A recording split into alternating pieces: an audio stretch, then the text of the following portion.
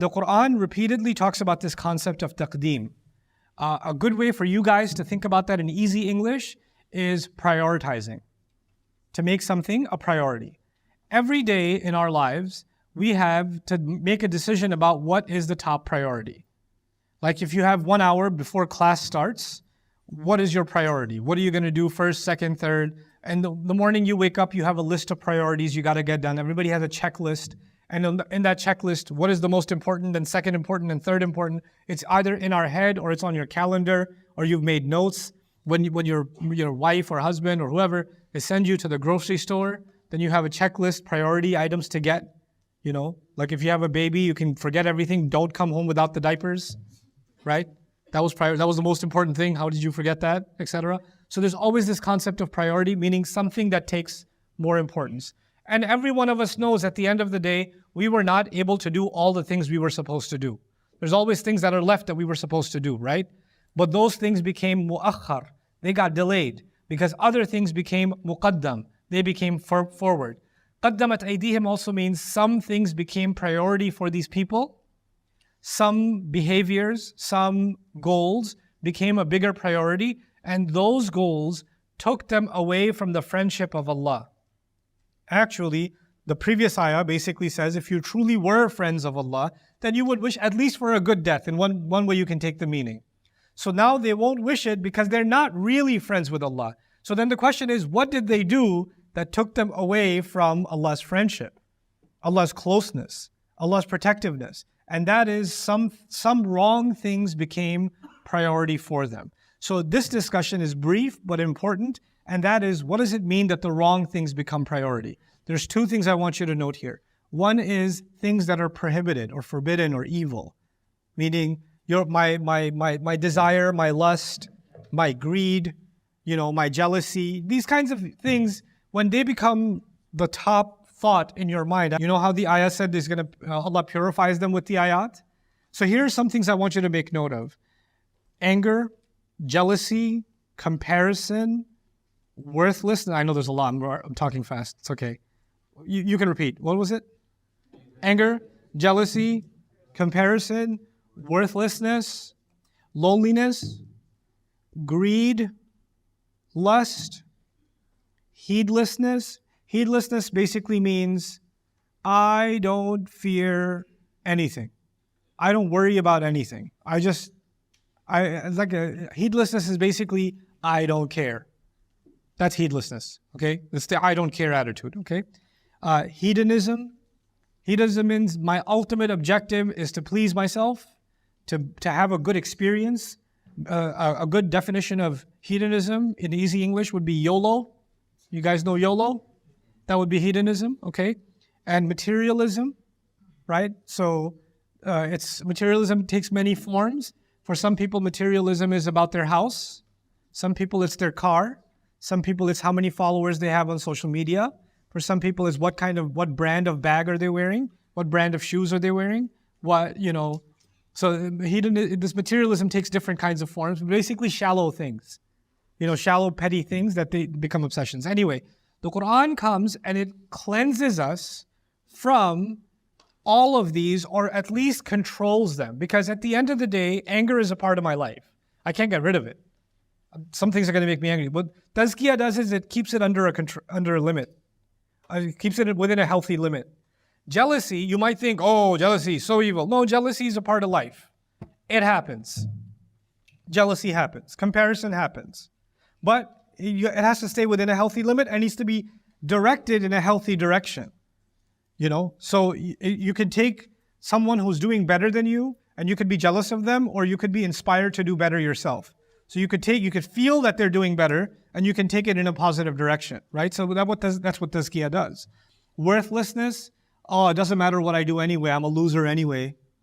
Well, who cares about me? Like those people that say dunya is nothing, well then eventually they start saying I'm nothing. When you're nothing, then your actions are nothing, which means that you can be mean, you can be rude, you can be whatever, but it doesn't matter because I'm worthless, so I'm going to treat everybody else worthless too. A lot of times people that are really insulting to others, deep down inside, they actually have no respect for themselves. They have a deep worthlessness within themselves and they project that on others. The Quran makes me feel that I'm worth something. I'm worth enough of a miracle that all the angels were commanded to do sajda. I'm worth enough that Allah says, وَلَقَدْ كَرَّمْنَا بَنِي Adam. We honored all children of Adam, which means Allah Himself honored me. Which means Allah sees me as worth something. So I shouldn't see myself as worthless. Loneliness, nobody loves me, nobody understands me, nobody listens to me. It's like I don't even exist, etc., etc. Well, we're the religion of Ibrahim alayhi salam. I don't think there was anybody who was more lonely than Ibrahim alayhi salam. But Allah gave him His company, didn't He? وَاتَّخَذَ اللَّهُ إِبْرَاهِيمَ خَلِيلًا. Right? So we don't actually know what true loneliness in the end will actually never be loneliness for a believer. They'll still have someone. And doesn't mean that you don't need anybody in you. I have Allah, I don't need anyone. I'm like Ibrahim alayhi salam, I don't need you. No. Even Musa alayhi salam needed Harun. Right? He asked for Harun. He didn't say, I'm going to go do this alone. But at least you know how to cope with loneliness. At least you know how to work through loneliness because of the tazkiyah of the Quran. Then greed, of course. We all want more. Let's be honest. There's a car you don't have that you like. There's a house that you drive by, you drive a little slowly, and then go. There's a job that you might like. There's we have greed. We have some things that we want that we don't have, but that's kept under control. وَمَنْ يُوقَ شُحَّ نَفْسِهِ فَأُولَٰئِكَ هُمُ الْمُفْلِحُونَ. The Quran says, whoever can be protected from the greed they have inside them, meaning it's there, but it's not letting you, it's not taking over you, right? It's being controlled. The same way Allah says, another place, for example, فَأَلْهَمَهَا فُجُورَهَا وَتَقْوَاهَا. Allah put explosive content inside us, and He also put inside us the ability to protect us from that explosive content. Fujur means sin, but fujur actually comes from infijar, which means explosion. Fajr is called fajr because the light explodes, right? So my anger is explosive, my jealousy is explosive, my desires are explosive, my materialism can be explosive. All this stuff is explosive, man. It can take over, it could blow up. But Allah gave us protective mechanisms to keep it under control, and that's what the revelation does. It starts putting a check on these things. So now I mention these things when I say that they will not wish for death because of what their hands prioritize. Some of these things, greed, jealousy, status, your own pride, even I'm adding other things, heedlessness, they become priority. They take over somebody's life. And then when that happens, the religion, the deen of Allah becomes secondary. The deen of Allah is only going to be practiced when it doesn't get in the way of my own priorities. My priorities are first, the religion is second. So easy example would be, for example, you're in university, you're on campus, it's time for the prayer, and you're hanging out with a bunch of friends. Right? And you're like, it's time for prayer. But most of your friends are non-Muslim. So if you're going to go pray, then they're going to look at you funny. Or they're going to say something. Don't blow up the library. 9-9. Okay? And you're like, I don't want to hear those comments, so you know what? I'm just not going to pray. Not this time. I'll delay it. Now the thing is, in that moment, what did you prioritize? You prioritized the preservation of your dignity, right? Because you thought you'll preserve your dignity. You won't have to hear those comments, right? You won't have to hear that ridicule, or you won't have to hear their criticisms later on, and you saved yourself from that. You put that as a priority. People's opinion of you became a priority over what Allah said.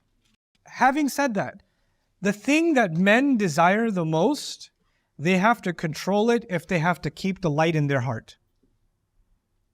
The thing that women desire the most, they have to control it if they have to keep their light in their heart. So men were told what? Lower your eyes. Women were told, and when women are told lower your eyes, that's way easier for women. It's like, whatever.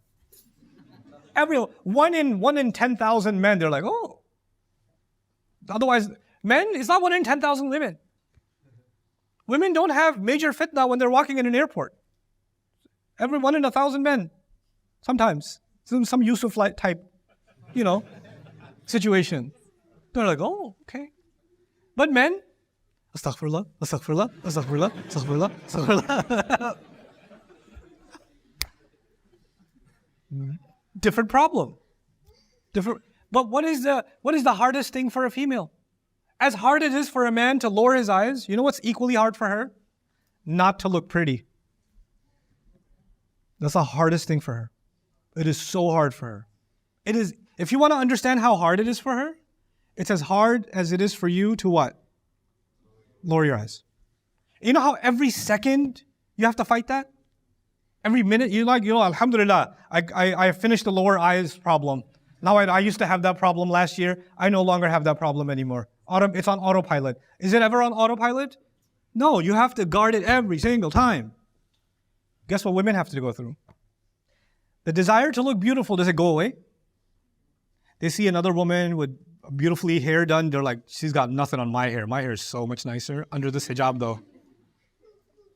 And every time they see a woman with beautiful hair, with her looks, and they're like, oh my God, I can show this so much better than she can. They don't even know. And it's killing them because it's all hidden. It's hidden all the time. And it's like, I look so ugly. I look so ugly right now. And they're not even that pretty. And people think they're pretty. People don't even know. I'm so much prettier. And there's this deep down inside struggle. And Allah says, yeah, you're going to control that one. You're going to control that one. In order to what? To keep the light in your heart. To keep the light in your heart. The strongest impulse of men that will destroy the state of their heart is that. And the strongest impulse for women that will destroy the state of their heart is that. This was about protecting their hearts. That's actually what it was. It's the Quran. We say, oh, it's fard, it's fard. Hold on. How did the Quran talk about it? Why is it in Surah An-Nur? Why is it in the surah that protects the nur inside the heart? Why is it there? Why is it talked about like this? Anyway, that's not my subject, but I'm just saying.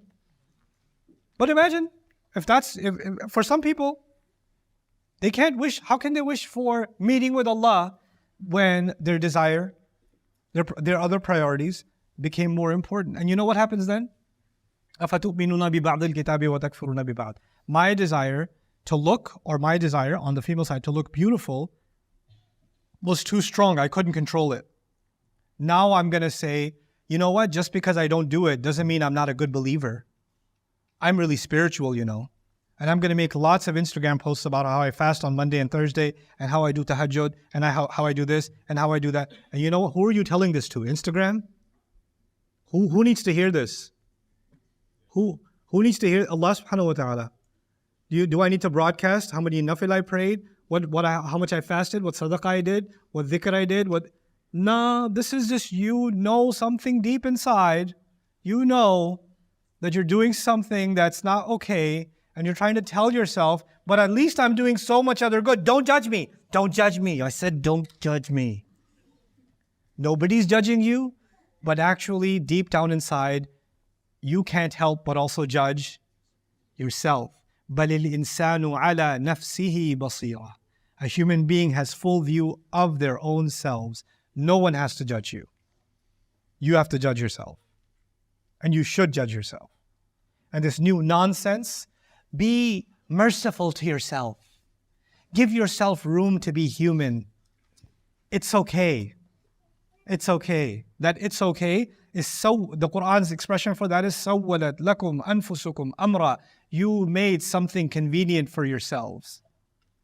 Yusuf's brothers made something convenient for themselves. It's okay. Obviously, dad doesn't love us. It's okay if we just take one. We're not killing all the brothers. We're just killing one of them.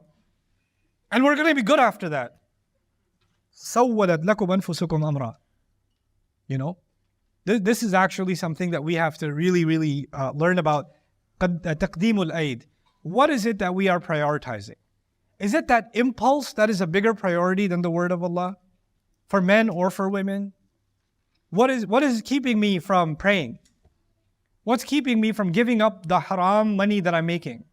What's keeping me? What's keeping me from lying? What's keeping me from giving the money that I owe?